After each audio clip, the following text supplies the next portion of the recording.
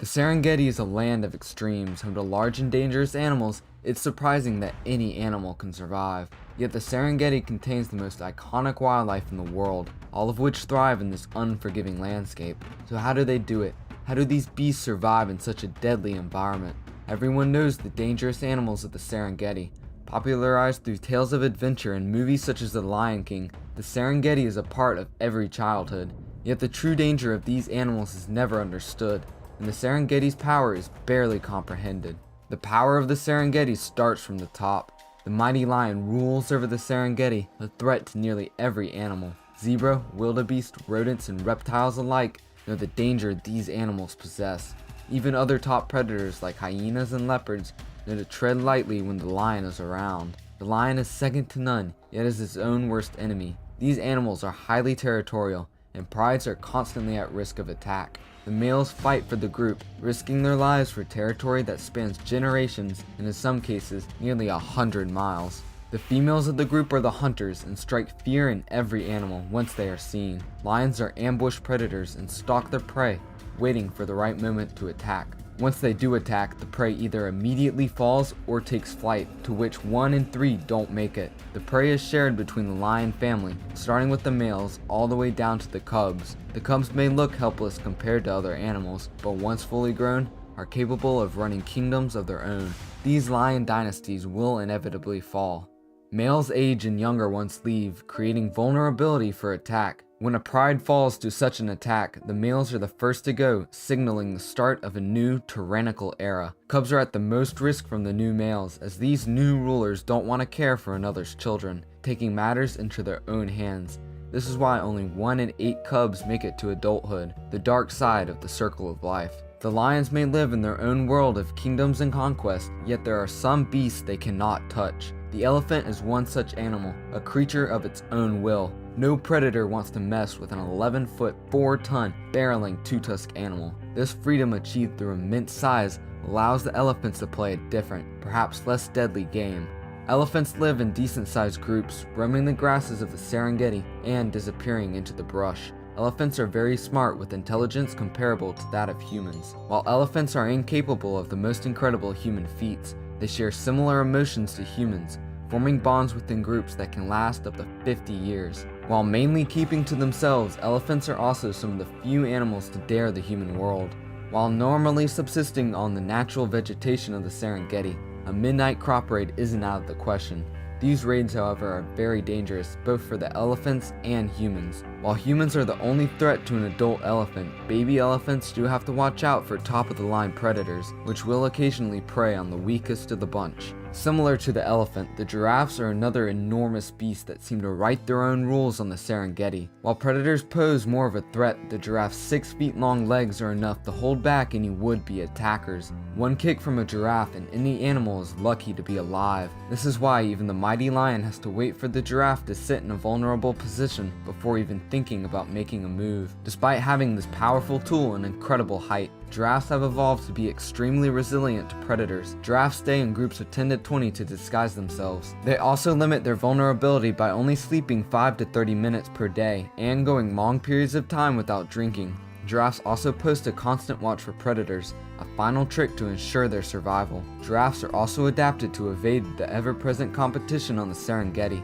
Sporting an ultra-thick, long tongue, giraffes are able to reach leaves too high and too spiky for other animals, helping them develop a world of their own. But it isn't just the adult giraffes that are skilled at survival. Baby giraffes are given a Serengeti welcome when they drop 3 feet after being born. This does little to affect these giants, and it only takes them an hour after being born to stand on their own. However, the dangers of the Serengeti are always present, and only half of these calves will survive. One of such dangers is the leopard. Seldomly seen, these animals are some of the most elusive and most dangerous on the Serengeti. These cats make use of their camouflage and smaller size to find a meal in a land dominated by predators. While lions are ambush predators in their own right, the leopard is much more deliberate and tactical. Only seen individually or with a mate, the leopard makes much less of a stir. The leopard's stealth is what makes them so deadly, allowing them to feast on whatever they choose. Warthogs, zebras, rats, and even baby giraffes could be on the menu. The leopard's agility also gives them a leg up, jumping nearly 10 feet high and 20 feet across. Almost nothing is out of the leopard's reach. This, combined with the leopard's skill with climbing trees, makes them feared by almost everything on the Serengeti.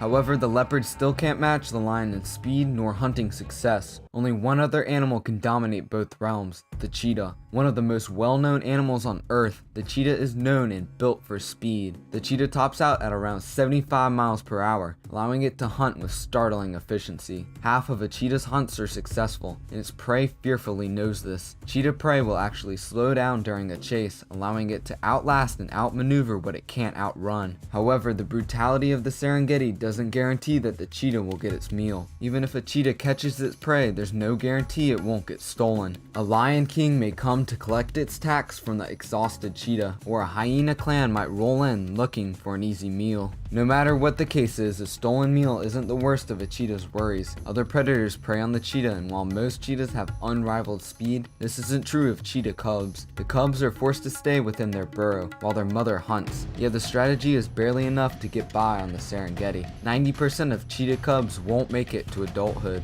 However, those few lucky cubs who do make it receive an extra boost. Adult males form coalitions with one another, allowing them to defend against the Serengeti more effectively. Like the multitude of other cats, these coalitions defend their territory not only from predators but also from one another. Similar to the cat species of the Serengeti, the rhino is highly territorial. Weighing 3 tons and reaching nearly 30 miles an hour, the rhino is an untamed beast. Easily startled due to poor eyesight, the rhino is not to be messed with. Understandably, the only animal that dares to try and kill a rhino is the lion. However, those lions who dare to hunt a rhino are playing a deadly game, making them few and far between. Despite their violent potential, the rhino eats a relatively tame diet. Instead of using its horns to attack prey, the rhino uses it to dig up plants and create watering holes. The rhino is one of only 9 mega herbivores on the planet, eating a diet that consists solely of plants. Contrary to its nature, the normally aggressive rhino does collaborate with one other animal, the oxpecker. The oxpecker is a small gray bird with yellow eyes. The bird acts as a watch for the poorly sighted rhino, a helpful tool on the Serengeti. The bird also rids the rhino of parasites. In exchange, the bird receives an easy insect meal. The oxpecker isn't the only bird that thrives in the Serengeti. The world's largest bird, the ostrich, also thrives in this unforgiving landscape. While not being able to fly, the ostrich can run up to 40 miles per hour, enough to escape many would-be predators. The ostrich is a very unique bird. It lives in social groups of 10 to 100. This isn't entirely strange for a bird species, but ostriches also lay eggs in a communal nest, with only one female and one male caring for the eggs. This strange system doesn't fare better on the Serengeti than anything other animals can come up with. Only 10% of nests even make it to hatching, not even including the Serengeti's toll on eggs that actually hatch.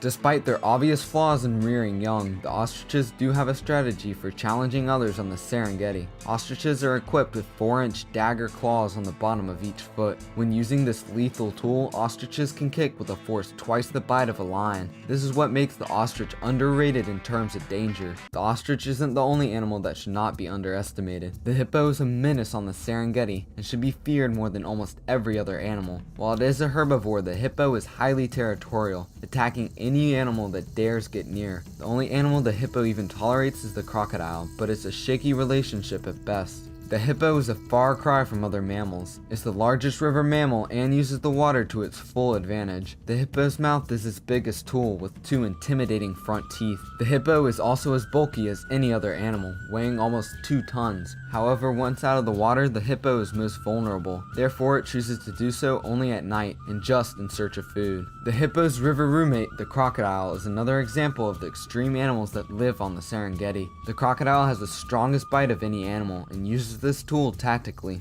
Unlike the hippo, the crocodile is a carnivore and will eat almost any easy meal. In fact, the crocodile will eat the same fish that cleans the hippo's teeth. While hunting, the crocodile will wait underneath the water, submerged just enough for its nose to be out of the water.